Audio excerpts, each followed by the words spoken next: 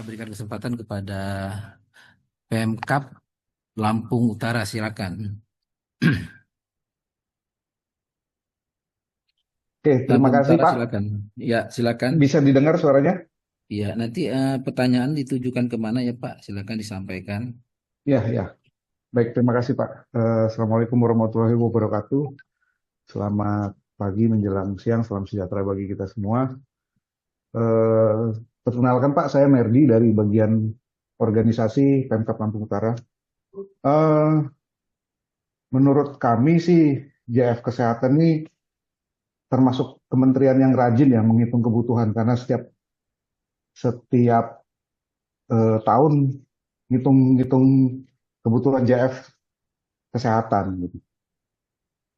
Setiap tahun ngitung kebutuhan. Kalau di kementerian lain sih sepertinya nggak setiap tahun deh ngitung kebutuhannya atau penyusunan formasinya. Kalau di kesehatan setiap tahun. Jadi mungkin ada bedanya ya tahun yang ini dibanding tahun sebelumnya saya belum paham. Moga-moga ada bedanya sehingga memang pantas dilakukan untuk dihitung di tahun ini. Nah, lalu eh, mengenai pertemuan ini Pak,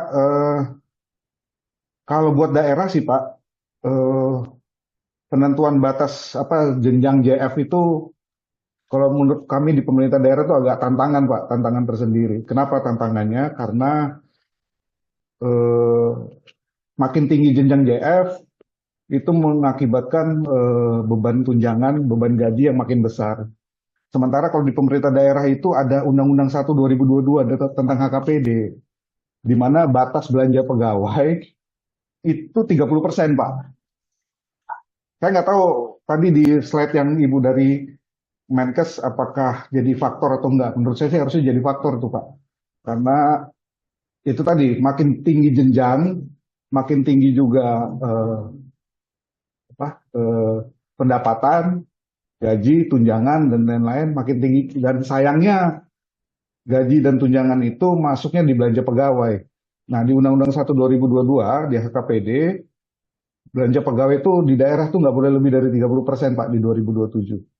Jadi saya bilang itu tantangan tersendiri lah.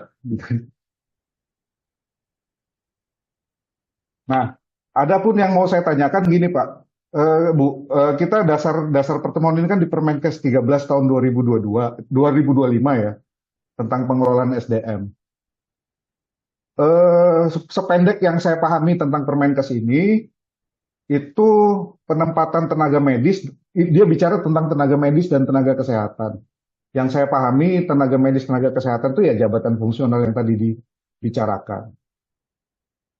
Di Permenkes 13 2025 ini pada bagian tenaga medis dan tenaga kesehatan itu ditempatkan sepertinya sependek yang saya pahami, nanti tolong dikoreksi kalau saya keliru, ditempatkan hanya di fasilitas kesehatan, layanan kesehatan.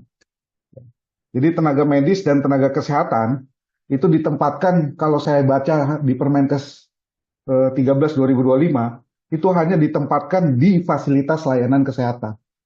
Di kami di pemerintah kabupaten umumnya fasilitas layanan kesehatan itu dalam bentuk UPTD, UPT, yaitu rumah sakit dan puskesmas, gitu. Bukan dinas. Jadi mohon sementara tadi di penjelasan tentang itu ada juga tuh ternyata menempatkan tenaga fungsional kesehatan di dinas. Gitu. Nah, agak berbeda nih penjelasan Ibu tadi dengan Permenkes 13 2025. Atau mungkin saya yang keliru, ternyata dinas kesehatan kabupaten kota juga merupakan fasilitas layanan kesehatan. Gitu ya. Misalnya, jadi mohon dikonfirmasi apakah saya yang keliru atau ada aturan lain. Tapi kalau dasarnya Permenkes 13 tentang pengelolaan SDM, di situ di bagian penempatan tertulis bahwa penempatan tenaga medis dan kesehatan itu ada di fasilitas layanan kesehatan. Dan dinas kesehatan kalau menurut kami sih bukan fasilitas layanan kesehatan. Tapi tolong nanti dikoreksi kalau memang saya keliru. Nah yang berikutnya sedikit karena tadi juga ada sekilas chat dari peserta yang nanya butir kegiatan yang menurut Permenpan 1 2023 butir kegiatan tersebut sudah dicabut ya, butir kegiatan jabatan-jabatan fungsional. Mungkin mungkin eh, Kementerian Kesehatan bisa menginformasikan kira-kira contoh ekspektasi atau uraian tugas fungsional utama Madya Muda bedanya di mana? Bisa dikasih masukan ke kami bedanya di mana sehingga ini juga bisa jadi pertimbangan. Jadi contoh ada fungsional lain di kementerian lain itu sudah ada perbedaan ternyata kalau muda itu eh, eh, Madya itu tugasnya apa, utama tugasnya apa, ada perbedaannya di situ. Pasca pemberlakuan Permenpan 1 2023 tentang jabatan fungsional. Itu aja pertanyaannya. Mohon maaf kalau ada kekeliruan. Makasih. Ya, terima kasih Pak dari Pemkab Lampung. Untuk selanjutnya mungkin dari Dinkes Jawa Barat, dipersilakan Bapak Ibu. Ya, mohon izin. Terima kasih Pak Firdaus, Pak Dimas. Izin Bu Widya. Pertanyaannya kepada Bu Widya. Yang pertama terkait perhitungan kebutuhan 5 tahunan. Nah, untuk kebutuhan 5 tahunan ini kan mempertimbangkan pengembangan layanan ya, yang mana ini juga akan seiring sejalan dengan kebutuhan dan pemenuhan dari sarana prasarana yang sudah terbreakdown per tahunnya.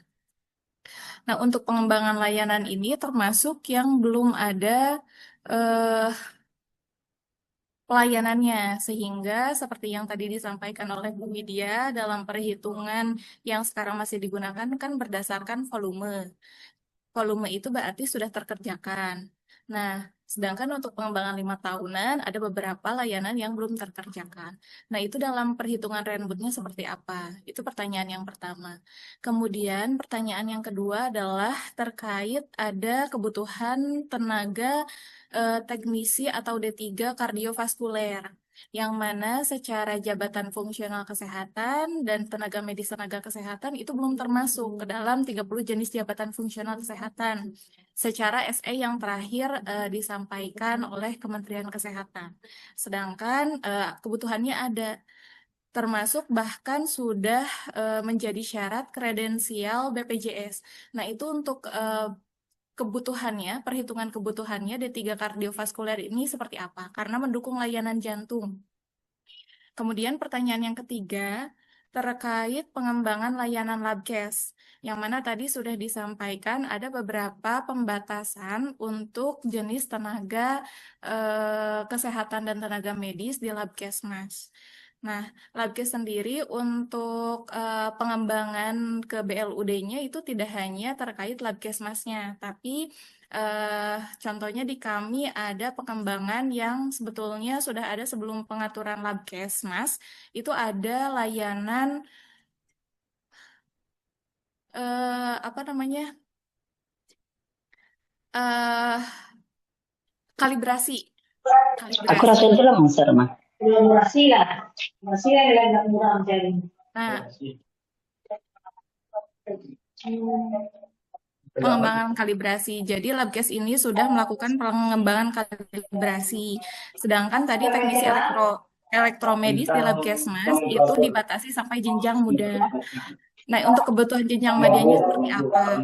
Termasuk pengembangan layanan yang kami itu Labkesda Provinsi Jawa Barat itu akan mendirikan satpel yaitu klinik.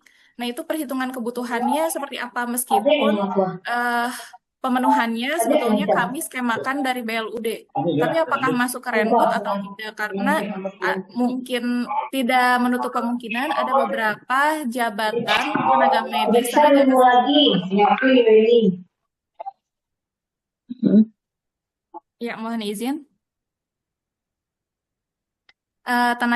Tenaga kesehatan yang dibatasi untuk perhitungan Renbud Labkesmas gitu. Mohon arahan untuk Renbudnya Labkes untuk pengembangan BLUD-nya ini seperti apa gitu. Apakah terpisah atau tetap harus masuk ke Renbud sedangkan ada pembatasan. Mungkin demikian 3 pertanyaan dari Provinsi Jawa Barat. Hatur nuhun. Baik, terima kasih Bapak Ibu. Mungkin ke depan untuk pertanyaan bisa diarahkan ke Bu Widya atau Mbak Tania nantinya ya, agar jelas pembagian pertanyaannya. Untuk tadi Lumajang saya lupa untuk pertanyaannya, mungkin bisa dituliskan di kolom Q&A. Untuk Lampung terkait belanja pegawai 30% sama penempatan namet dan nakes dan butiran kegiatan. Untuk dari Jawa Barat tentang perhitungan renbut 5 tahun ke depan ya. Betul, Pak. Salah satunya itu. Terus perhitungan Labkesmas serta apa tadi yang terakhir? Kebutuhan D3 kardiovaskuler untuk pelayanan jantung, Pak, di rumah Oh, sakit. ya. Mungkin dari Mbak Tanaya dulu atau dari Mbak Widya dulu? Oh, iya, baik. Baik, terima kasih.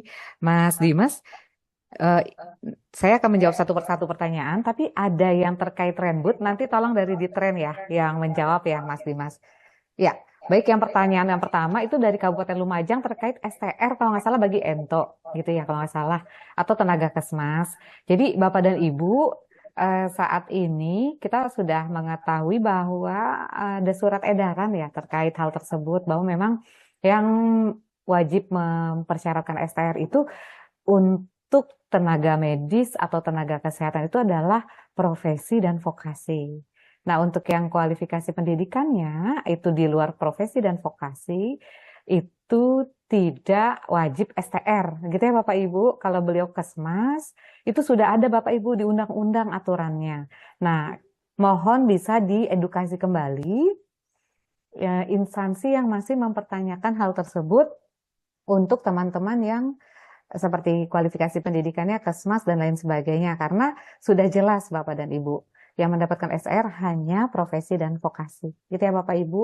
Nah, terkait masih tercantum di Permenpan Jabatan Fungsional Kesehatan, ada undang-undang yang lebih tertinggi lah ya Bapak Ibu, yang terbaru yang sudah mengatur terkait syarat bagi namet dan nakes. Nah, itu ibarat kalau kita sebagai penduduk warga negara Indonesia punya KTP, nah STR itu pun sudah ada aturannya sendiri gitu di undang-undang, tanpa melihat dari maksudnya tanpa mengabaikan Permenpan, tapi memang Permenpan Jabatan Fungsional Kesehatan ini pun sedang kami proses untuk pembaharuan, begitu ya Bapak Ibu.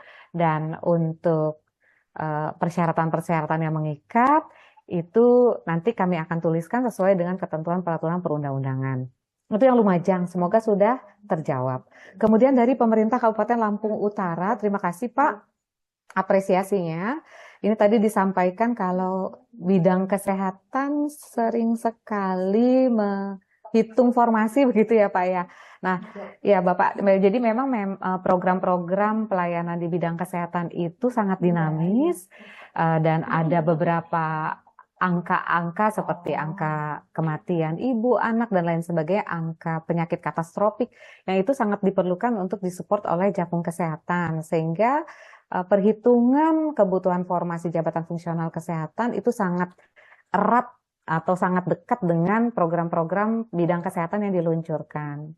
Nah, tadi yang dipertanyakan oleh Bapak, bahwa di Permenkes 13 tentang Lonakes ya, tahun 2025, itu namet nakes itu seyogyanya di Fasiankes. Tapi memang tadi saya sampaikan ada jabatan fungsional tertentu ya Pak, yang tidak di Fasiankes, tapi di instansi bidang kesehatan, gitu ya. Salah satunya jabatan fungsional administrator kesehatan. Itu bisa di dinas, misalnya begitu. Kemudian ada jabatan fungsional yang mengurusi program sanitasi lingkungan. Jadi memang di dalam Permenkes 13 disebutkan untuk pelayanan kesehatannya dilakukan oleh namet nakes di Fasiankes, Pak.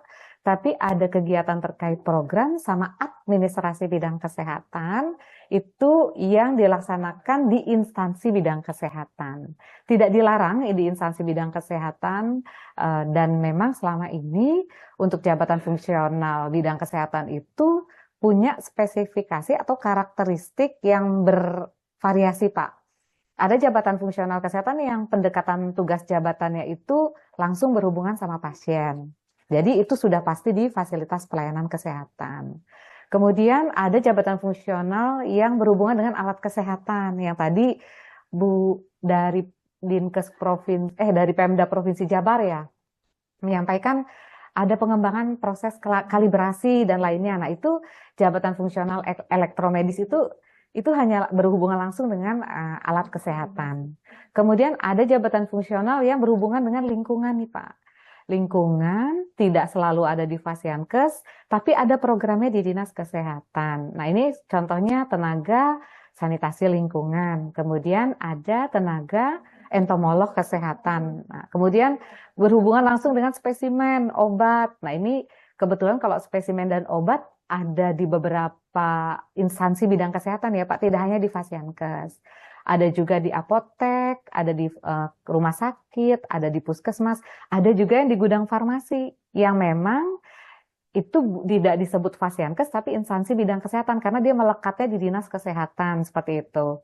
Nah, kemudian ada juga yang tadi yang saya sampaikan berhubungan dengan administrasi bidang kesehatan yang memang dia ada di kantor pusat, Pak. Contoh jabatan fungsional kesehatan seperti saya backgroundnya dokter gigi, saya sebagai administrator kesehatan tapi saya bekerjanya di Kemenkes gitu, Pak. Nah, jadi saya juga bukan di Fasiankes nih, Pak. Karena jabatan di pusat ini kebetulan membutuhkan jabatan fungsional yang mengurusi administrasi kesehatan, bukan sebagai dokter giginya. Jadi ini adalah instansi bidang kesehatan gitu Pak, jadi Kementerian Kesehatan.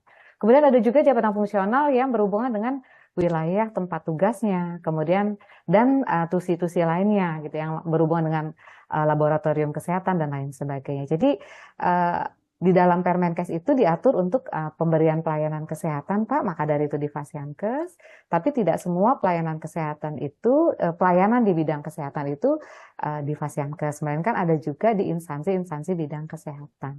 Semoga terjawab Bapak dari Pemkab Lampung Utara.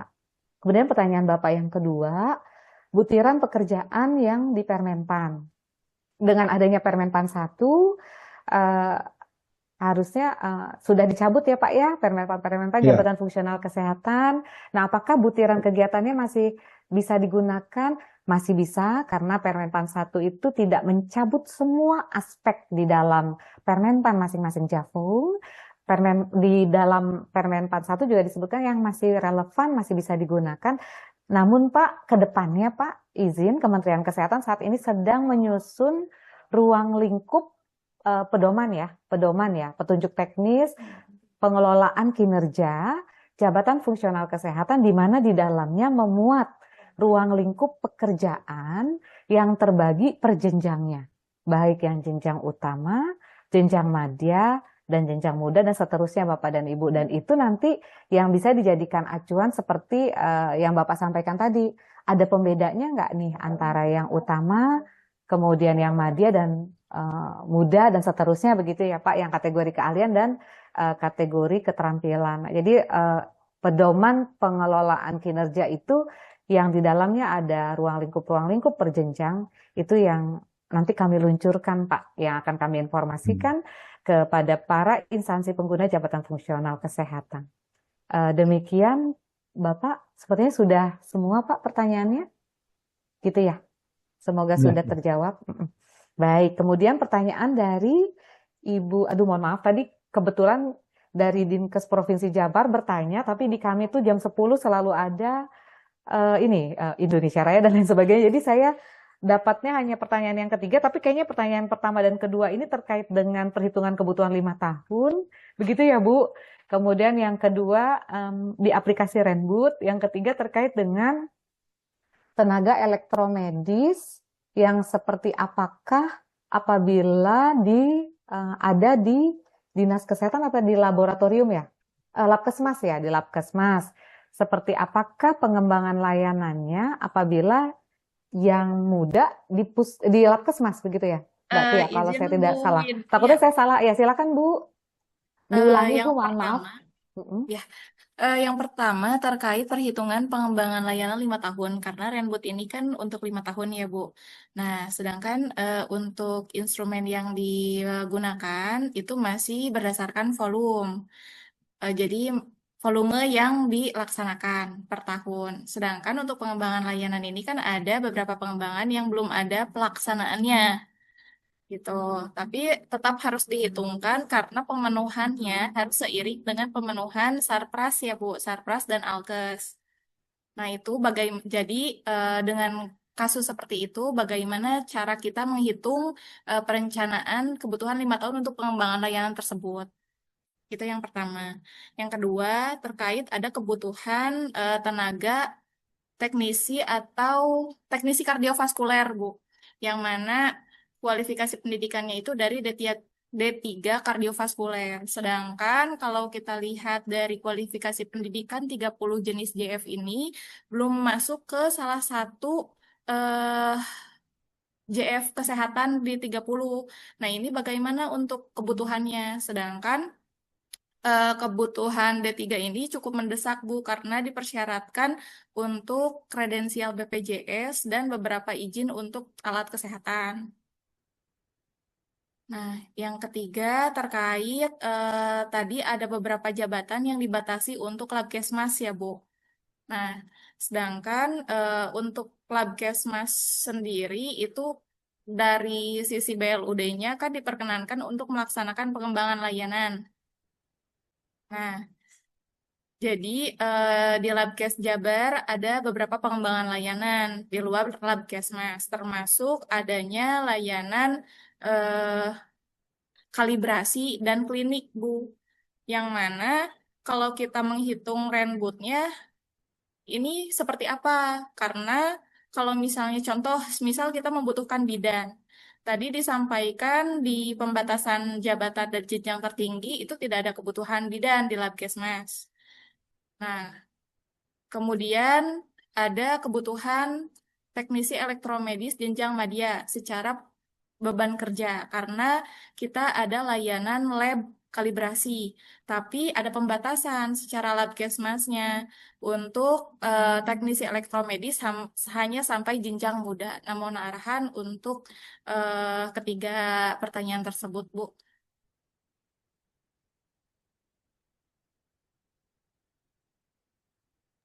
Baik, terima kasih Bu. Untuk pertanyaan pertama, bagaimana aplikasi Renbud saat ini mengakomodir perhitungan kebutuhan pengembangan 5 tahun gitu ya Bu ya. Bahkan yang futuristik gitu ya. Bisa jadi 5 tahunan itu sudah ditetapkan lah ya rensra-nya misalnya oleh rumah sakit dan lain sebagainya. Kemudian bagaimana aplikasi Renbud ini menghitungnya gitu ya, mengakomodirnya. Nah, izin nanti ini dijawab oleh Mas Dimas ya dari Ditred. Kemudian pertanyaan yang kedua, kebutuhan tenaga TKV. Kualifikasi pendidikannya adalah D3 kardiovaskuler ya, Bu. Jadi memang Bu, betul saat ini kami sedang kami sedang memperbaharui Permentan tentang jabatan fungsional kesehatan. Ruang lingkup tenaga kardiovaskuler itu sudah kami masukkan, Bu, di jabatan fungsional existing. Namun kebijakan ini masih berproses, masih kami sudah dikaji sih Bu ya plus minusnya. Sebaiknya dia nanti masuk di jabatan fungsional existing seperti apa dan sudah berkoordinasi juga dengan Bu Tanaya dan tim ya, Bu Ipma dan tim, dan Mas Irfan dan tim. Mohon ditunggu untuk penetapan permentannya.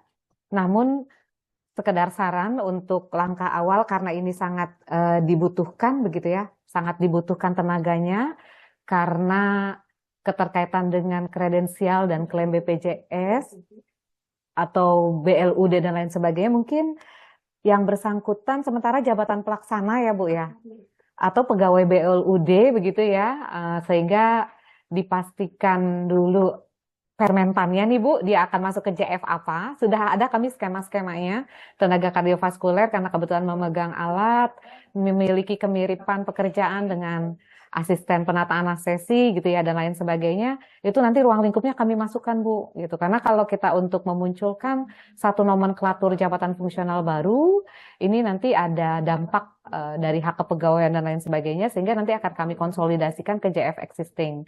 Nah, untuk mitigasi di awal atau di masa Permenpan barunya ini belum terbit, barangkali bisa jabatan pelaksana dengan background D3 kardiovaskuler atau dengan status pegawai BLUD atau lain sebagainya ya Bu ya. Mungkin itu bisa diambil gitu ya, diambil salah satu opsinya yang paling memungkinkan di tempat Ibu.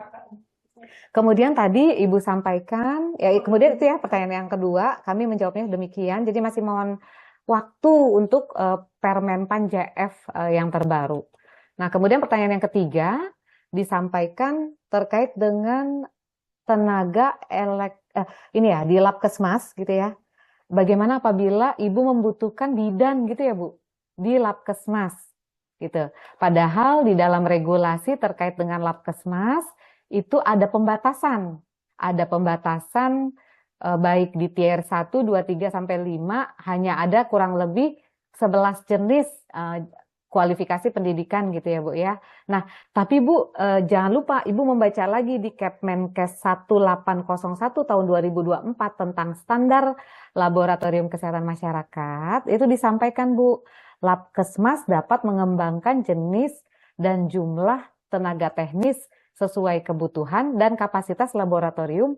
Pengembangan tenaga teknis dapat meliputi dokter umum, perawat, atau tenaga teknis lainnya, gitu ya. Atau tenaga teknis lainnya dengan memperhitungkan ABK dan jumlah sasaran yang dilayani. Nah, artinya dalam hal Ibu membutuhkan kualifikasi pendidikan Betul lah, bidan, Ninda. Nih, gue Pak Kabak baru. Dia nyobain aja deh. Ini Pak Kabak baru masuk lah posisi baru. Iya. Ini gue ngetong. Pak, Iya. berarti nggak baca wak gini Pak Kapak enggak berarti ya? Kabupaten Mukomuko. Izin Bapak Ibu dari Mukomuko Iya, bocor wajah ya. Iya. Sampai mana tadi? Jadi dalam hal Ibu membutuhkan tenaga bidan, itu diperkenankan Bu. Hanya saja berarti kan bidan yang bagaimana dan seperti apa. Yang jelas untuk tadi yang kami tayangkan kebijakan jenjang tertinggi ini hanya untuk yang kategori keahlian Bu. Jadi gitu, tidak di dalam regulasi yang tadi kami sampaikan, kebijakan penataan jenjang tertinggi itu adalah sebagai acuan Bapak dan Ibu. Sebagai acuan bagi Bapak dan Ibu ketika akan menyusun ya atau mengusulkan kebutuhan formasi jabatan fungsional kesehatan. Dan acuan ini adalah dalam rangka pemenuhan, pemerataan, dan pengembangan karir bagi Nametnakes yang memiliki background ASN. Tapi ini tidak menutup kemungkinan atau tidak juga menjadi membatalkan muatan-muatan lokal atau aturan-aturan dari kebijakan-kebijakan pemerintah daerah yang tadi misalnya ada keterbatasan fiskal, kemudian ada yang hal lain prioritas lain dan pengembangan layanan dan lain sebagainya. Jadi kebijakan penataan jenjang tertinggi ini adalah sebagai acuan Bapak dan Ibu dan kita memastikan pengembangan karir bagi jabatan fungsional bidang kesehatan. Demikian Ibu dari Dinkes Provinsi Jabar, rasanya sudah kami jawab semua. Mas Dimas tinggal nomor 1. Silakan dari Renbud Mas Dimas, silakan. Terima kasih.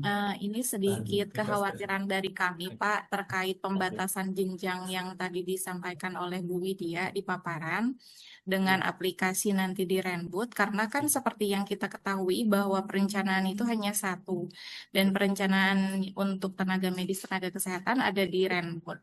Nah, artinya meskipun di Renbud ada, pemenuhannya itu kan bukan hanya CASN ya Pak, tapi BLUD dan tenaga lainnya yang memang sesuai dengan peraturan dan ketentuan. Nah, dengan pembatasan tersebut, seiring dengan pengembangan layanan salah satunya di Labkesmas ya Pak, khawatirnya di Renbud ini dikunci gitu untuk jenjang tertinggi di Labkesmas. Nah, dengan kekhawatiran itu, harapannya untuk Labkesmas kami bisa menghitung kebutuhan gitu di Renbud untuk tadi yang jabatan-jabatan yang sesuai dengan Permenkes untuk Labkesmasnya sendiri, ada jabatan-jabatan yang diperbolehkan gitu untuk dikembangkan. Meskipun tidak eksplisit jenis jabatannya apa saja di Permenkes, tapi membuka peluang jabatan-jabatan tersebut terhitung di Renbud. Jadi kalau kemarin kan Labkesmas juga dibatasi ya, seperti Dinkes ada beberapa jabatan yang tidak bisa kita injekan gitu. Nah harapannya untuk Labkesmas bisa terbuka seperti rumah sakit gitu Pak. Itu sih Pak. Ketika nanti exercise di aplikasi Renbud.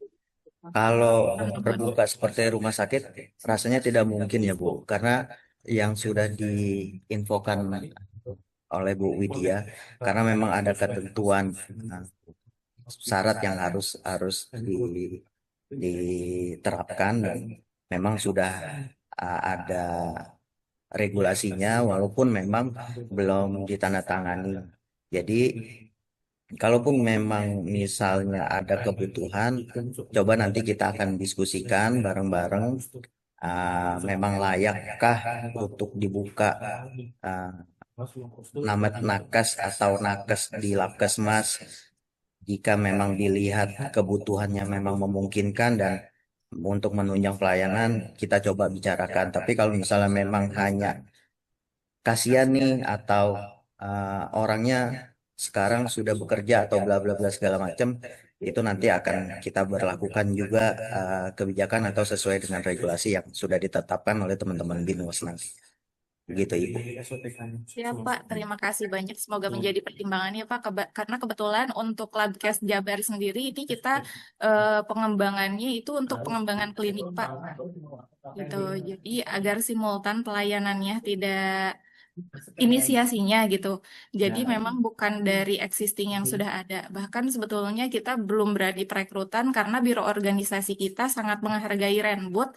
Jadi harapannya memang sudah terverifikasi pusat dulu kebutuhannya sesuai dengan pelayanan baru bisa dilakukan pemenuhan. Meskipun pemenuhannya melalui BLUD. Karena BLUD di kami juga pemenuhannya itu harus melewati Pemda Pak. Jadi tidak bisa eksekusi di Labkes sendiri dan atau Dinkes sendiri. Jadi kita harus melewati eh, biro organisasi, bahkan nanti finalnya ada di BPKAD, Pak, sebagai yang pengampu BLUD-nya, keuangan BLUD. Mungkin itu ya, Pak, bisa Ya, menjadi pertimbangan. Hatur nuhun, Pak Dimas. ya terima kasih Ibu sama-sama. Semoga nanti siang bisa menjawab pertanyaan Ibu dan keresahan Ibu, karena memang teman-teman BINUAS juga sudah mengatur regulasinya, baik dari rumah sakit ataupun sampai di Labkesmas.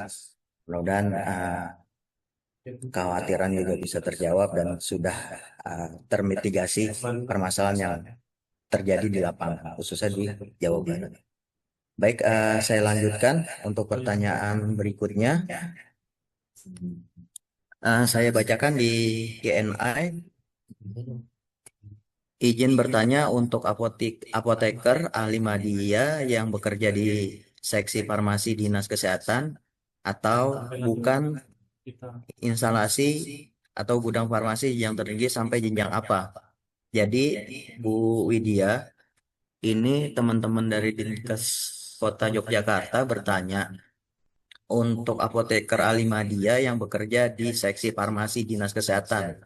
Namun yang bersangkutan tidak bekerja di instalasi atau gudang farmasi. Jadi jenjang tertingginya sampai apa yang ditanyakan seperti itu.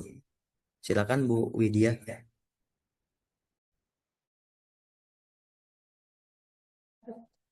Oke, kita kembali ke slide apoteker ya. Slide 29, izin ya Mas Dimas ya. Jadi ini saya mau memetakan dulu. Dia yang bersangkutan ini apoteker gitu ya Mas Dimas? Iya.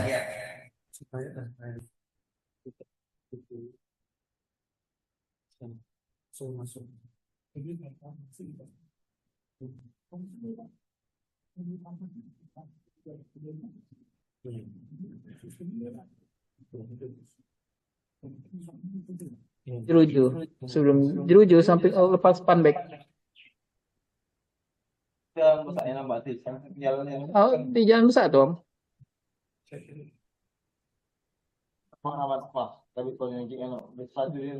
Nggak ada sepatu, baju, jaket, banyak sendal.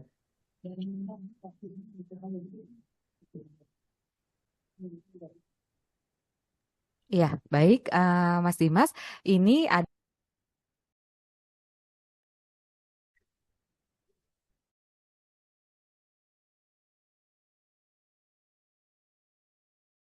maaf, dari tadi ngomong ternyata masih di mute. Iya, tadi pertanyaan dari kabupaten sebelah mana ya? Ya, di dalam paparan ini kami menyampaikan apoteker untuk jenjang ahli madya itu instansi atau tempat bekerjanya bukan di dinas, Mas. Jadi adalah di fasilitas pengelolaan kefarmasian milik pemerintah, gudang farmasi atau instalasi farmasi pusat, provinsi, kabupaten, kota. Nah, kalau ini kasusnya berarti gudang farmasinya milik dinas, makanya yang bersangkutan bekerja di dinas atau bagaimana, Mas? Bukan, Bu. Yang bersangkutan tidak bekerja di instalasi atau gudang farmasi, melainkan di dinas. Ya, berarti kan dia di dinas ya. Ya, Status kepegawaiannya di dinas kesehatan. betul. Berarti Jafung yang ada di dinas kesehatan lah yang bisa menjadi karir petnya yang bersangkutan. Kalau bukan di gudang farmasi. Karena harusnya ini di gudang farmasi atau instalasi farmasi ya, Mas? Begitu. Iya, Bu. Iya, jadi harus di gudang farmasi atau instalasi farmasi, Mas. Gitu. Berarti dengan kata lain, kalaupun misalnya yang bersangkutan mau naik jenjang ke madya, berarti yang bersangkutan harus di instalasi atau di gudang farmasi ya, Bu? Iya, atau Jafung yang berbeda. Iya, baik. Adminkes. Gitu, Mas. Baik. Oke, clear Terima Bapak kasih. Ibu? Ya, makasih. Terima Selanjutnya? kasih. Izin Selanjutnya, Bu, izin Bu Widya, boleh menambahkan? Iya. Apabila Eh, masih existing, apakah diperbolehkan Bu, yang tadi madya di dinas apotekernya? existing. Ya, existingnya sudah madya di Dinkes, apakah masih diperbolehkan? Iya, memang karena kemarin dapat ini ya Bu ya. Ada Dapat, formasinya ya Bu. ada Karena existingnya. Mm-mm. Berarti, tapi ada gudang farmasinya Bu. Ada gudangnya di bawah masih di bawah Dinkes, tidak berdiri sendiri. Itu dia. Berarti karena dia gudang farmasinya masih di bawah Dinkes ya Bu. Maka dari itu dia status kepegawaiannya masih di Dinkes. ABK-nya Dinkes begitu ya. Belum jadi UPT ya Bu ya, gudang farmasinya. Belum Bu, belum. Dan yang bersangkutan saat ini sudah bertugas mengelola gudang farmasi. Iya. Iya, nah ini kalau udah existing nggak bisa ya Bu. Maksudnya kita nggak boleh mengabaikan ya, karena ini kan yang bersangkutan sudah duduk di situ, ada formasinya pula, dan memang kemarin pada saat kami memberikan salah satu yang menjadi pertimbangan kami dan Direktorat Perencanaan untuk memberikan rekomendasi untuk yang existing masih bisa diakomodir gitu Bu. Berarti untuk next-nya Bu, harusnya jadi UPT atau dia gudang farmasi itu jadi UPT, kemudian yang bersangkutan bekerjanya di gudang farmasi itu gitu. Untuk kedepannya ya Bu ya, untuk yang Iya. kondisi existing berarti ya sudah sampai situ Sampai aja situ. gitu. Iya. Nggak boleh lagi pindah. Oke, Ya siap. udah nggak boleh, udah jelas nggak boleh lah ya kalau untuk yang jenjang utama. Begitu ya Bu. Oke, terima kasih Bu Widya. Gitu Mas Dimas. baik Ibu, terima kasih. Mungkin next ya, pertanyaan selanjutnya. Apakah nantinya untuk penataan jenjang tertinggi ini ada peraturan hukumnya yang bisa kami jadikan dasar untuk pengajuan rencana kebutuhan SDM, ya JFK, ke BKPSDM dan bagian organisasi? Terkait regulasi Bu, untuk jenjang tertinggi, apakah sudah ada atau masih rancangan? Iya, terkait penetapan regulasi ini, rencananya regulasi ini akan ditetapkan dalam bentuk peraturan dirjen, Bapak Ibu. gitu, tapi masih berproses. Gitu Mas Dimas? Baik, sudah terjawab ya dari Mojokerto. Dari Kota Solok, untuk JF Dokter Madia di Puskesmas. Tadi saya lihat di slide 26, Bu Widya boleh ada formasinya. Sementara di tahun 2026 tidak boleh. Apakah tadi saya salah lihat? Kalau memang boleh, apa syarat dan ketentuannya? Terima kasih. Silakan Bu Widya. Slide 26, JF dokter. Bisa tayang lagi Di Puskesmas. di Puskesmas. Ada syarat dan ketentuan, Pak? Atau Bu, tadi ya? Belum tayang.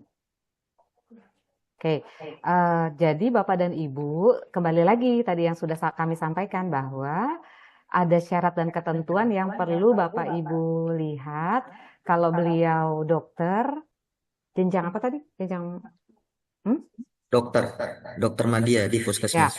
kalau dokter Madia di Puskesmas itu kurang lebih ada 8 instansi yang bisa diberikan rekomendasinya. Kalau ini kan di Puskesmas ya. Mana? Udah kelihatan. Oke. Nah,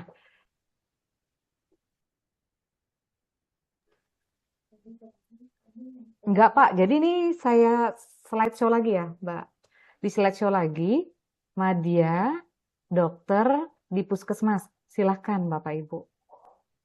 Nggak ada syarat ketentuan. Kalau syarat ketentuan itu yang jenjang utama. Yang jenjang utama itu Puskesmasnya sendiri ada syaratnya, kompetensi tambahannya juga ada syaratnya. Begitu Mas Dimas?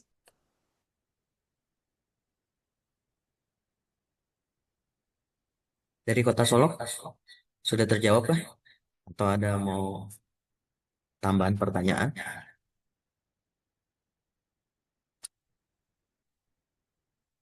Ini karena sebelumnya udah pernah mendapatkan rekomendasi formasi mungkin ya Mas Dimas ya? Sepertinya Bu. Nah, apakah boleh mengusulkan kembali Kalau Mas yang Dimas? tahun lalu ini beliau menyatakan kalau tahun lalu di 2026 tidak boleh. Tidak boleh Bu. Jadi pas di paparan Ibu ternyata Boleh. saat ya boleh. Nah, di Renbud akan dibuka kembali kah atau gimana Mas untuk menyusulkan? Iya. Iya. Mungkin bisa dijawab dari sisi aplikasi Renbud ya Mas. Ya. Silakan. Jadi untuk penanya dari Kota Solok, Pak Indra, untuk tahun ini dengan adanya regulasi yang baru untuk dokter JF Dokter Madia akan kami buka formasinya untuk jenjang tinggi Madia. Jadi teman-teman kekhawatiran teman-teman pada tahun 2026 ya di mana kekhawatiran kalau dokter di Puskesmas tidak dapat Madia di tahun ini akan terjawab keresahan yang terjadi di tahun 2025. Jadi kami akan buka formasinya sesuai ketentuan dan regulasi yang sudah ditetapkan oleh teman-teman Binwas yang sementara ini akan ditandatangani oleh peraturan Dirjen yang saat ini sedang berproses, begitu ya Bu Widya ya? Iya, Mas Dimas. Izin Mas Dimas dari Kota Padang terkait Iya, ini Ibu. mau ya Mas terkait dengan kami juga punya banyak madya dokter umum dan dokter gigi juga di puskesmas juga ada yang sudah mau pensiun gitu. Apakah nanti dibuka kembali penambahan atau yang sudah ada saja kita pertahankan? Karena kalau seandainya ditambah lagi tentu ini beban anggaran ke APBD-nya terkait TPP dan lainnya sangat berpengaruh gitu. Jadi apakah ada batasan di puskesmas itu berapa madyanya dibolehkan untuk dokter sama dokter gigi? Terus juga apakah jenis layannya menentukan seperti kalau Mas mampu pon tidak mampu pon, apakah itu membedakan jumlah daripada madya yang boleh ditetapkan? Karena kalau fungsional untuk jadi madya ini banyak sekali dan cepat prosesnya untuk menjadi madya dan itu nanti ujungnya ke anggaran. Mohon ininya Mas, makasih. Ya Bu, kalau sebenarnya kalau untuk naik jenjang itu bukan berdasarkan kemauan tapi kebutuhan instansi atau organisasi. Jadi teman-teman benar-benar memfilter apakah ketika teman-teman mengakomodir naik jenjang tersebut benar-benar melakukan pelayanan yang sesuai dengan jenjangnya. Itu pertama. Kedua, benarkah kunjungan yang datang ke Paskes Bapak Ibu itu terdapat pelayanan sesuai dengan jenjang yang akan Ibu usulkan. Itu Bu. Jadi benar-benar memfilter Bu, jangan sekedar mengusulkan ternyata beban kerjanya tidak sesuai dengan jenjang tertinggi. Itu terus ternyata pelayanannya juga tidak mencakup jenjang yang tertinggi yang Ibu usulkan itu. Begitu Ibu. Oke, baik. Makasih ya, Mas. Baik. Izin boleh Mas Dimas saya tambahkan? Silakan. Bu Betty.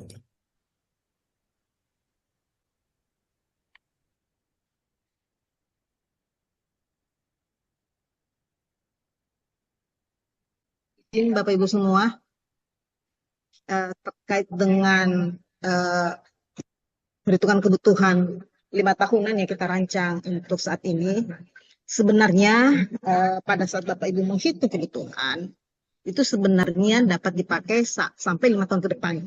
Karena Bapak Ibu pada saat menghitung kebutuhan JF kesehatan, itu Bapak Ibu sudah mempertimbangkan terkait dengan jumlah layanan apa yang Bapak Ibu berikan, gitu kan ya Bapak Ibu semua ya. Bapak Ibu sudah memberikan jumlah layanan apa yang Bapak Ibu berikan kepada masyarakat. Berapa jumlah kunjungan pasien dalam setahun. Kemudian jumlah penduduk yang Bapak Ibu layani seperti apa. Sebenarnya sudah ada semuanya itu. Jadi pada saat Bapak Ibu menghitung kebutuhan itu sebenarnya bisa sampai 5 tahun ke depan jika tidak ada perubahan SOTK gitu ya Bapak Ibu ya. Semua terkait dengan jenjang tadi madya di adanya pelarangan sebenarnya enggak. Kami tidak pernah mengatakan bahwa kami melarang untuk jenjang madya di puskesmas maupun di kesehatan.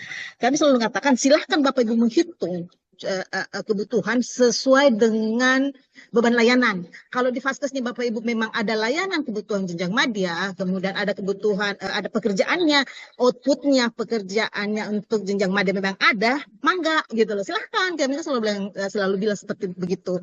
Jadi kami memang tidak membatasi bahwa di puskesmas itu nggak boleh madya segala macam, enggak gitu ya. Sepanjang Bapak Ibu di puskesmasnya Bapak Ibu, di vaskesnya Bapak Ibu, di puskesmasnya ada layanan untuk jenjang madya, beban pekerjaannya memang ada untuk madya, mangga. Jadi kalau misalnya tadi Ibu bilang akan mempengaruhi kami segala macam belanja pegawai kami, kalau di tempatnya Bapak Ibu nggak ada jenjang madya, kebutuhan jenjang madya, jangan dipaksakan gitu loh. Karena kita kan tahu Bapak Ibu semua terkait dengan ABK, terkait dengan Bapak Ibu sudah tahu lah, terutama Bapak Ibu dari BKPSDM dan bagian organisasi dan teman-teman kita sendiri bahwa ABK adalah benar-benar kebutuhan real, kebutuhan apa yang Bapak Ibu berikan kepada masyarakat, itu adalah kebutuhan ABK. Kemudian pada saat Bapak Ibu ingin membutuhkan tenaga di vaskesnya Bapak Ibu karena memang tadi tidak ada, silakan bikin dulu analisis jabatannya. Analisis jabatan itu kan adalah proses pada saat kita menghitung kebutuhan, kita bikin dulu analisis jabatan. Jabatan-jabatan apa saja yang kita butuhkan gitu ya pada saat kita akan menghitung kebutuhan ABK, kita hitung buat dulu analisis jabatan. Jabatan apa yang kita butuhkan sebenarnya nih? Setelah ada analisis jabatan, baru kita lah menghitung namanya ABK dengan di mana ABK ini ada analisis jabatan, ada infojab, kemudian ada ABK. ABK adalah menentukan jumlahnya berapa, jenjangnya apa saja gitu lah. Gitu ya Bu ya, Bapak Ibu. Terima kasih.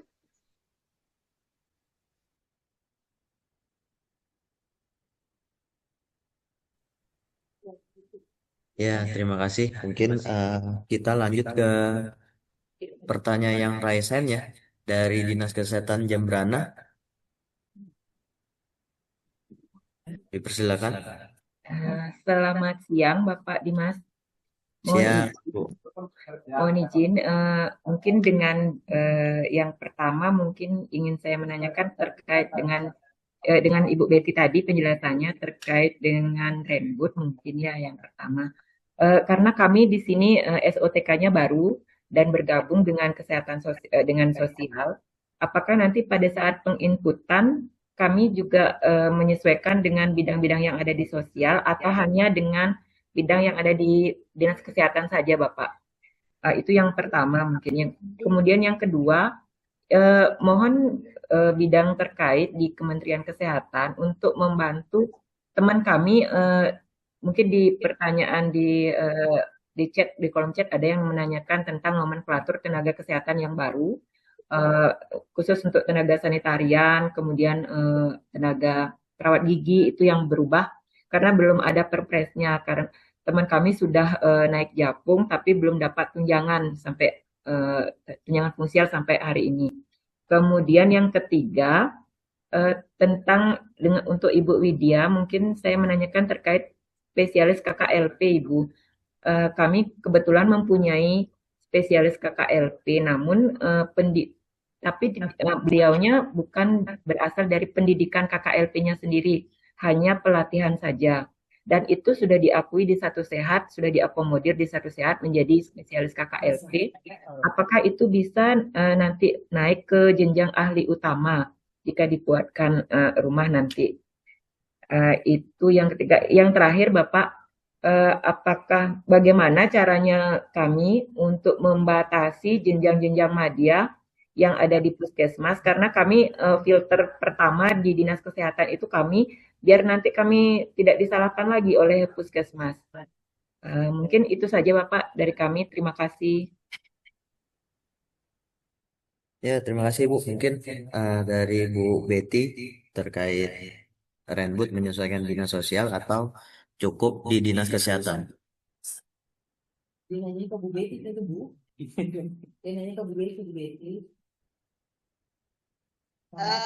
Izin Bu terkait dengan dinas kesehatan begini. Sekarang sudah ada terbit Permenkes nomor 2 tahun 2020 tentang nomenklatur dinas kesehatan. Bapak Ibu bisa silahkan mengacu ke sana, di mana di situ sudah ada tipologi dinas kesehatan Bapak Ibu seperti apa tipologinya.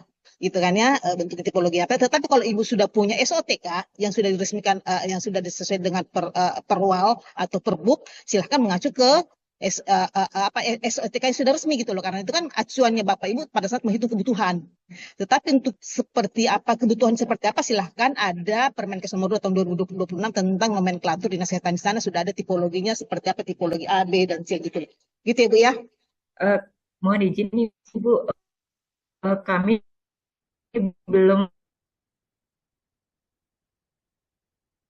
Chris ya. Bisa diulang Bu? Ini mau keluar saat ini belum masih Kesmas P2P. Ini Ditkun Jepri. Izin Bu. Silakan Bu. Ya, untuk saat ini kami belum menyesuaikan dengan SOTK yang terbaru yang di PMK 2 itu belum, kami masih ada bidangnya yang P2P, kemudian bidang Kesmas dan bidang PSDK. Masih seperti itu bidangnya, dan bidang di sosial ada 2. Jadi belum menyesuaikan dengan SOTK yang Begini Bu, pada saat Bapak Ibu semua peserta pertemuan, saya cuma mau mengingatkan bahwa pada saat Bapak Ibu akan memperbaharui perhitungan kebutuhan, karena aplikasi sudah terintegrasi dengan aplikasi SIASN, maka Bapak Ibu semua, terutama Bapak Ibu perwakilan dari bagian organisasi maupun biro organisasi, minta tolong diupdate struktur organisasi SOTK-nya di SIASN. Karena kita akan menarik struktur organisasinya, SOTK-nya dari SIASN. Gitu ya Bapak Ibu ya. Jadi kalau misalnya di tempatnya minta tolong kepada Bapak Ibu dari bagian organisasi maupun biro organisasi, tolong mengupdate SOTK Fasyankesnya di SIASN, karena kita akan menarik SOTK-nya dari SIASN. Gitu ya Bu ya. Jadi kami kalau misalnya Bapak Ibu, kalau di tempatnya Ibu masih pakai yang SOTK yang lama, itu yang akan ketarik gitu loh. Gitu ya Bu. Kemudian terkait dengan terkait dengan jenjang madya gitu. Begini Bapak Ibu, pada saat akan ada kebutuhan jenjang madya di tempatnya Bapak Ibu, pemenuhannya kan nanti kan ada namanya tim perencana. Tim perencana adalah yang beranggotakan dalamnya adalah BKD, ada BKP, ada BKPSDM atau BKD, kemudian ada Bapeda, ada dinas kesehatan, ada organisasi. Mereka yang akan menentukan kira-kira misalnya ini akan pemenuhan seperti apa. Itu kan ada banyak pertimbangan. pertama belanja pegawainya cukup nggak gitu loh uangnya kalau misalnya mau pengeluarannya seperti ASN mau CPN sama mau P3K cukup nggak uangnya daerah untuk mengubah untuk memenuhi kalau misalnya mau mereka semua jadi madya kemudian dari fiskalnya seperti apa gitu kan itu kan jadi banyak pertimbangan Bapak Ibu pada saat mau pemenuhannya memang kebutuhannya kita ada gitu ya ada kebutuhan madya ada kebutuhan tetapi ada nggak anggaran dari Pemda itu sendiri pada saat akan pemenuhannya karena kan pada saat kita akan naik jenjang otomatis berarti TPP kita akan menjadi nambah gitu kan ya beban belanja pegawai akan nambah itu seperti apa nanti tuh di daerah kan ada tim perencana itu yang tadi saya katakan itu akan berembuk seperti apa dalam pemberian rekomendasi untuk pemenuhan terkait dengan jenjang-jenjang tertinggi gitu loh itu ya Bu ya makasih. Siap Ibu, terima kasih.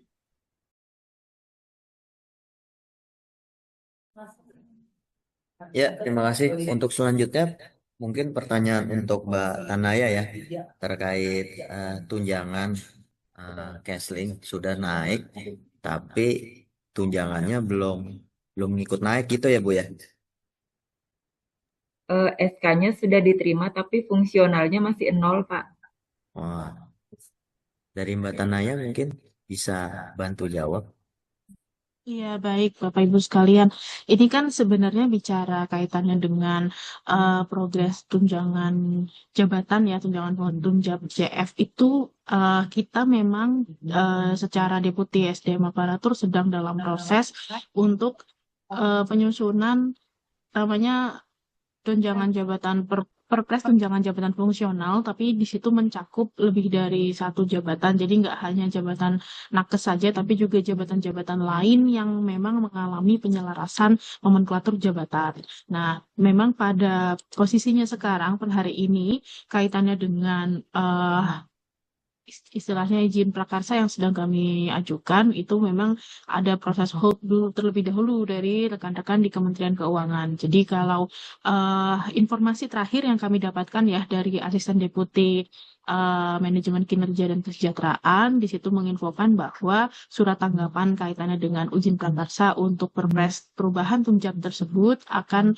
di hold atau mengalami peninjauan ulang kembali dengan satu dan lain hal termasuk alasan efisiensi. Jadi kaitannya dengan yang mengalami hal serupa itu tidak hanya di jabatan fungsional tenaga kesehatan juga, tapi termasuk jabatan-jabatan baru yang memang baru ditetapkan per 2023-2024 yang lalu. Jadi kalau untuk progresnya memang kami masih menunggu ya arahan lebih lanjut karena ini kan sifatnya adalah surat tanggapan dari Kementerian Keuangan untuk izin prakarsanya. Jadi kalau memang nanti apabila sudah ada lampu hijau untuk kaitannya dengan tunjangan jabatan tersebut, pasti kami akan menggandeng juga ya teman-teman di Kementerian Kesehatan untuk bisa berprogres kaitannya dengan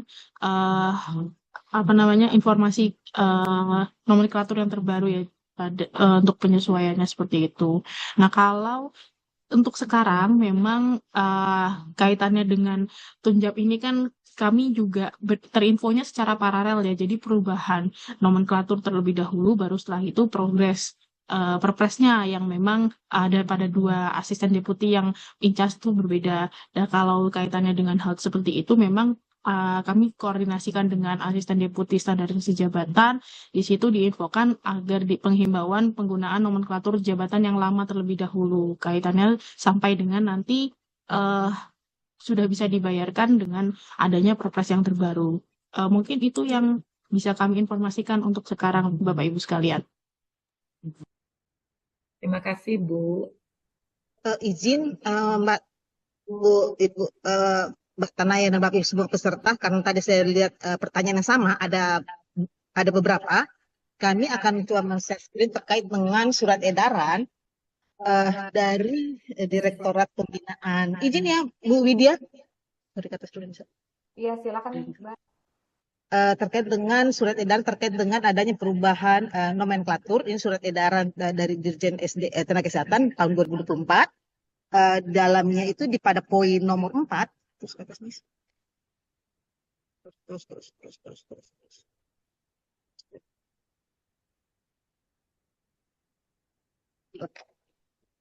Sini bisa dikatakan bahwa instansi pengguna jabatan fungsional bidang kesehatan yang mengalami perubahan nomenklatur perawat gigi, sanitarian, penyuluh kesehatan masyarakat tetap menggunakan nomenklatur yang lama dalam dokumen proses pengangkatan, kenaikan pangkat dan atau jenjang jabatan atau penerbitan dokumen kepegawaiannya sampai dengan terbitnya peraturan yang mengatur tentang tunjangan jabatan fungsional di bidang kesehatan dan nomenklatur yang baru. Gitu ya, Bu ya. Jadi kita sebenarnya sudah pernah di share terkait dengan surat edaran terkait dengan adanya perubahan nomenklatur untuk 3 jabatan fungsional kesehatan. Makasih. Izin Bu, edarannya tadi nomor berapa Bu ya? Tunggu ya Bu. Share aja ya di share. Kami share ya Bu. Izin Bu Widya, kami share ya Bu Widya. Ya, di-share aja Mbak Betty untuk Iya, oke. diketahui Makasih. oleh. Iya, karena banyak pertanyaan yang sama tadi ya. Iya. Materi lain juga di-share ya, Bu. Ya. Ya, Bapak Ibu, untuk pertanyaan selanjutnya terkait KKLP, jadi Bu Widya pertanyaannya bahwa KKLP yang ada di Jembrana ini kompetensinya sebenarnya tidak terkait dengan KKLP, namun yang bersangkutan mengikuti pelatihan dan sudah diakui di SIS-SDMK. Nah, itu bagaimana Ibu? Iya, jadi baik, terima kasih Mas Dimas, Ibu Jembrana ya tadi ya terkait dengan SPKKLP. Sependek sepengetahuan kami untuk pendidikan spesialis KKLP itu by universitas. Artinya pelaksanaan pendidikannya itu formal di universitas dengan dibuktikan adanya sertifikat profesi atau ijazah formal, Bu. Nah, dalam hal ini yang bersangkutan apakah bisa menunjukkan kedua dokumen tersebut, salah satunya misalnya karena dia punya STR sendiri Bu untuk memastikan beliau SPKKLP. Nah selama beliau belum memiliki dokumen tersebut, berarti harus dipastikan dulu apakah dia sudah punya karena biasanya itu by university bukan pelatihan setahu kami. Itu. Karena kalau ketika beliau sudah punya serprof atau ijazah ya, kemudian mengurus STR-nya, kemudian ada penempelan gelar dan segala sesuatunya, baru itu dinamakan SPKKLP. Demikian, Mas Dimas. Semoga cukup jelas dari Jembrana. Terima kasih, Bu. Saya rasa harusnya jelas ya, Bu, karena memang sudah ada ketentuan yang berlaku.